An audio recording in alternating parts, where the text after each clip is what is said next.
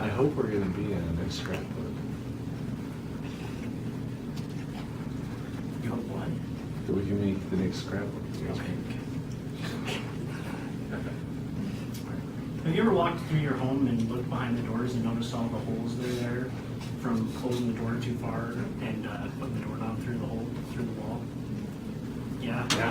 Yes. Well, you have two choices, usually. You can either live with a beautiful hole like this in your wall, or you can pay someone $50 to $150 to come out and put a nice patch on it and fix it for you.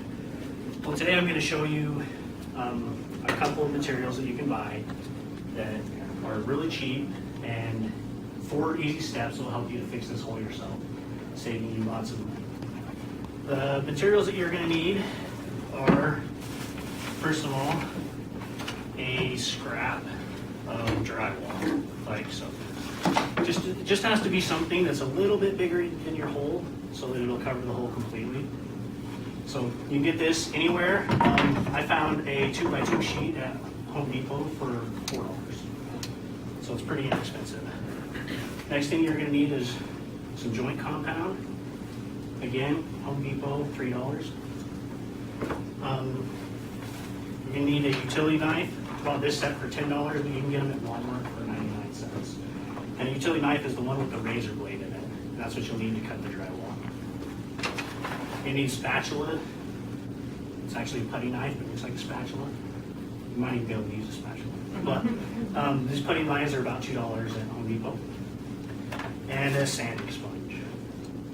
Again, Home Depot, $3. And after you've assembled all of these products, then you can follow the process I'm about to show you of 4 easy steps to fix any hole in your drywall. The very first step that you're going to need to do is you're going to need to take your drywall knife, which is right here. And it's really hard to make a patch that's circular and fits this perfectly. And you really want your patch to fit the opening pretty closely so it's a solid fit. So what you need to do is you need to take with your knife and square out all of the holes so that this is a square. So you'll just cut out all these corners and make it a square. And when you're done with that, it'll look like this.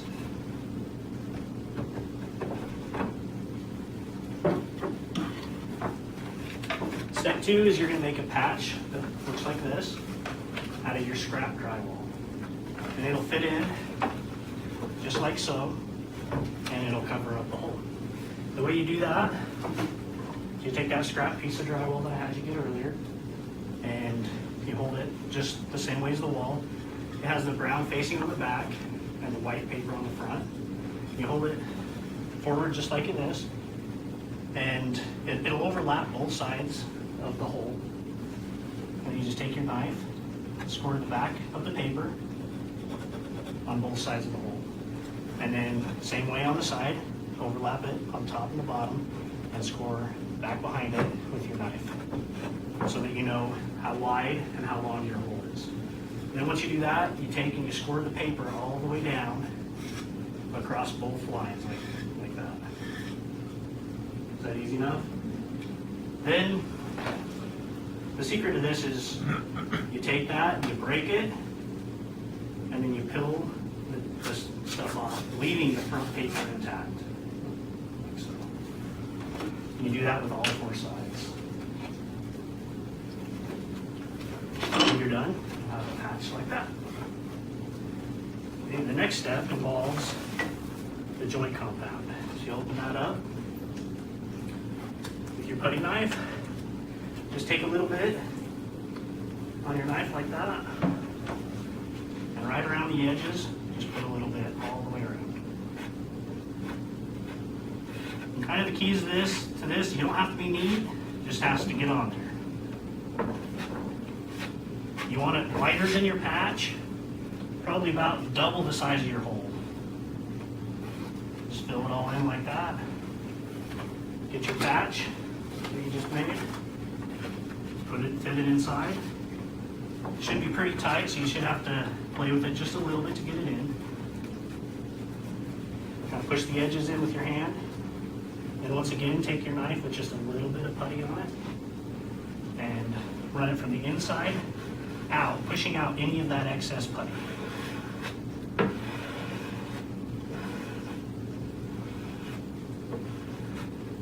I'm getting a lot. Just like that. See, now that it's flat, what you want to do is just take your putty and put a nice bead all over top of it and cover that paper completely with your putty. It doesn't have to be the neatest. You're going to sand it later. So any high spots are okay, but what you don't want are low spots. You don't want to be able to see that patch at all. You want it completely covered with putty, and it will be, like I said, it'll be 2 to 3 times bigger than the hole that you started with. And that's what we should want. Then you'll let that dry for about 8 hours. You'll know when it's dry. You'll come with just your fingernail and you'll put an imprint in it. And right now it obviously leaves a big mark. As it dries, it'll slowly stop leaving a mark, and you'll know it's ready to sand when you put your fingernail in it and it doesn't leave a marking. And then what you do is you take your sanding sponge, you come back and sand down all these high spots that are right here, and you'll sand that until your patch disappears into the wall. It's all as smooth as the wall. And then your hole's gone.